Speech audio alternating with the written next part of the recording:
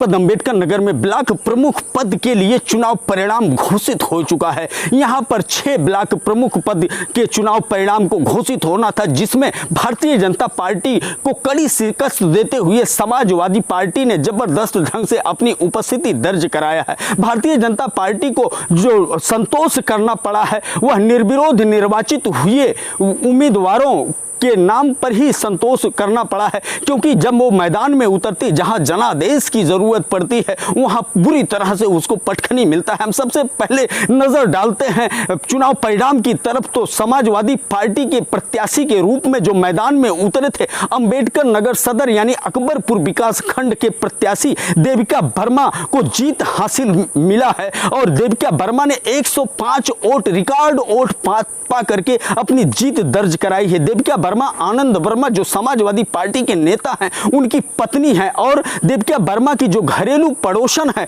उनको जो है प्रत्याशी के रूप में उतारा था भारतीय जनता पार्टी ने। सुनीता वर्मा महज 38 वोट पा करके बुरी तरह से पराजित हुई है। अकबरपुर में वैसे 9 वोट निरस्त हुआ है। अगर हम और विकास खंड की तरफ नजर डालते हैं तो बसखारी में कुंवर नरेंद्र मोहन उर्फ संजय सिंह को जीत हासिल हुआ है। वह भारतीय जनता पार्टी के उम्मीदवार थे, वैसे निर्दल के रूप में भी उन्होंने दर्ज किया है जीत पहले और वह दमखम वाले प्रत्याशी माने जाते हैं। उनका खुद का इतना जबरदस्त वजूद है कि उसके कारण उनको जीत हासिल मिला है। उनको 64 वोट पा करके वो जीत हासिल किए हैं। वहीं अपने निकटतम प्रतिद्वंदी जो संजय वो 32 वोट पा करके पराजित हुआ है। अगर हम रामनगर की तरफ नजर डालते हैं तो वहां विकास यादव को जीत हासिल हुआ है। यह भी सपा के उम्मीदवार थे और इनको 70 वोट मिला हुआ है और भारतीय जनता पार्टी का जो प्रत्याशी था वो 42 वोट पा करके बुरी तरह से पराजित हुआ है। जहांगीरगंज की तरफ नजर डालते हैं तो कुछ इसी तरह से दो पड़ोसन के बीच में यहां पर द्वंद्व था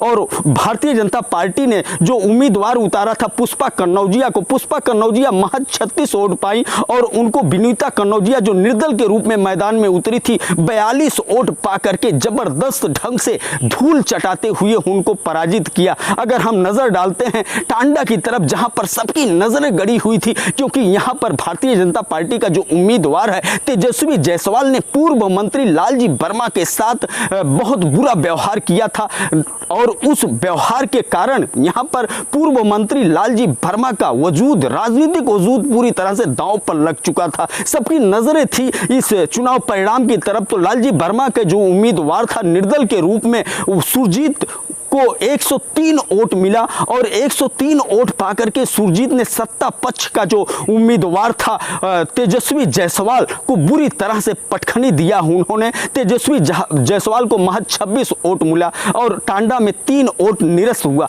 वहीं जलालपुर की तरफ आप नजर डालते हैं तो जो जिले में चुनाव परिणाम आया हुआ है विकास खंडों का ब्लॉक प्रमुख का, वहां पर बहुजन समाज पार्टी ने भी अपना खाता खोला और त्रिभुवन जो बहुजन समाज पार्टी के उम्मीदवार थे उनको जीत हासिल हुआ है। त्रिभुवन 104 वोट पा करके अपने निकटतम प्रतिद्वंदी जो भारतीय जनता पार्टी की उम्मीदवार थी उनको बुरी तरह से पराजित किया है, श्रीमती अमरावती को। हम आपको बताना चाहते हैं कि जो निर्विरोध निर्वाचित हुए थे भियाव के गौरव सिंह निर्विरोध निर्वाचित हुए थे, उनके पिताजी का जो एक दबदबा है राजनीतिक विंध्याचल सिंह का, उनका फायदा उस चीज का उनको मिला था। और वहीं भीटी की तरफ अगर हम नजर डालते हैं तो निर्मला सिंह निर्विरोध निर्वाचित हुई थी भारतीय जनता पार्टी के उम्मीदवार के रूप में। वहां पर मलखान सिंह के राजनीतिक वजूद का उनको फायदा मिला हुआ था और कटेहरी में जो जीत हासिल हुआ है अनिल वर्मा मौसम को, तो उनके निकटतम प्रतिद्वंदी राघवेंद्र का जब नामांकन रद्द होता है